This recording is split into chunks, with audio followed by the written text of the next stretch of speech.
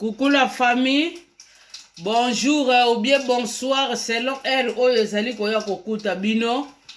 Ndenge kaka tomesana koloba bandeko kolala kolamuka ezali habitude te. Ezali kaka grâce oyo Nzambe apesaka biso. Bongo bandeko nanga lelo toye na eloko mosusu te. Toye kaka na repas moko ya simple comme bonjour comme d'habitude.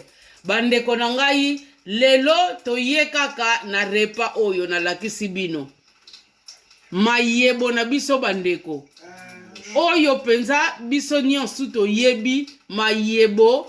Bomoni maboko nanga mwasi tango zolamba sokola maboko. Bomoni yango, bomoni jari ya mayebo oyo. Lolenge kaka tomesana koloba ke monotoni ezoleka biso mingi bandeko. Monotoni elekaka makasi pona tolingi kokanga maboko mingi yango wana bomoni pe monotoni elekaka makasi. Lelo tozokende na biso ka na vite fait bandeko. Mayebo ezalaka nango ka babiloko moko ya vite fait. Na che huile na ngai na moto yango bandeko matungulu na ngai boyoki yango na che. Na bandiko ningisa matungulu na ngai comme d'habitude. Nazo ningisa matungulu na ngai. Bomoni ndenge kaka tomesana koloba na bino bandeko eloko babengi matungulu okokotika te belaka makasi gunios tu ekokende olie kota na biloko bandeko na ngai yango oyo tosali nini après avoir kotia matungulu na biso bandeko nyonso nazosangisa oyo yango tobengaka paprika babenga yango vrai kombo nini poivron. Bomoni na tie poivron na biso ya jaune. Nyonso kaka oyo pona kopesa base na kati ya biloko. Poivron bandeko ebongisaka goût ya biloko. Bomoni na tie bandeko poivron na biso toujours naza kobalola a part wana bandeko yango yo. Ndembi na biso na tie ndembi na biso bandeko toujours bandeko na ngai nazali kobalola nzungu na ngai. Alors nazwi lisusu bandeko na ngai yango yo tomati na biso ya mbuma penza ya mbuma ngai moko na kati na tie kaka bambuma mibale okoki kotia ya ebele te boyeba ke mayebo alingaka basupu rouge te ya marke oyo eza biloko moko toliaka ya mai esalaka bien makasi bandeko.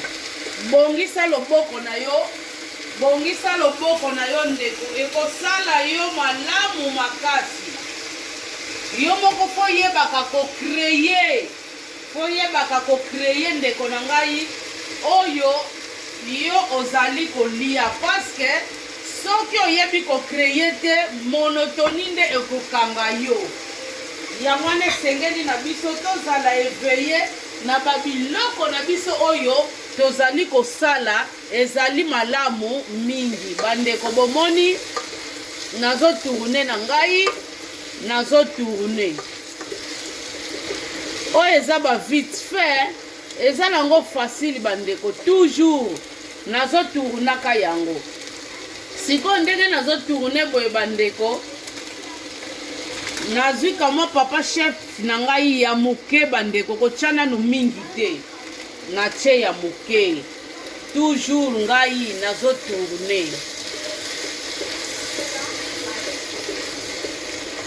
nazotourne pona elembisela ngai kamwa biloko na ngai nazotourne yango nazozela kamwa biloko na ngai bandeko elemba moke toujours tozotourne na biso ekosala bien makasi bandeko ekosala bien makasi biloko na biso ezali kotourne bandeko na kamati oyo ezali bongo nini garlic ai nanga bandeko bomoni na katikati yango pona yebi bana na biso bakolia yango te ezaka biloko ya ngai mwasi na mobali. Alors biso ata bambuma ezomonana ekosala eloko te. Alors yango na kati na ngai mpo nayebi akolemba na ye, me soki ezalaki ya bana bandeko nakorape yango, nakokata boye te mpo bakolinga te. Toujours bandeko na ngai nazali kaka kobalola biloko na biso, toujours kobalola.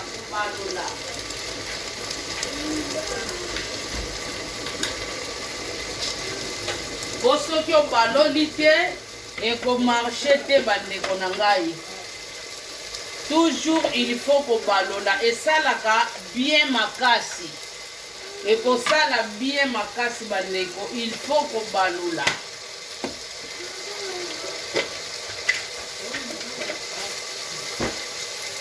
Bomoni bandeko, yango yo nabaloli bandeko na ngai, bozo mona yango.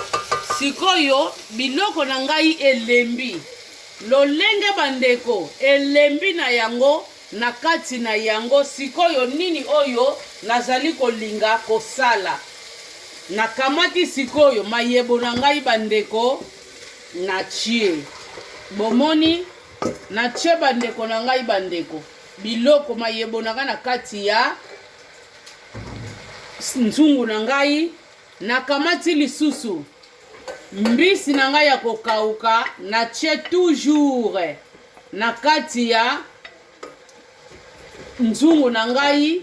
Alors nakamati bandeko na ngai mai na ngai ya moto, toujours ndenge na mesana koloba na bino, na chie na kati ya biloko na ngai. Siko nazosala nini? Nazokamata muskadi na ngai ndenge mama anayebisaka bino toujours. Oza makasi na boye te, tia nanu na sani, opaloli na sani, sima okosopa na kati ya nzungu na yo.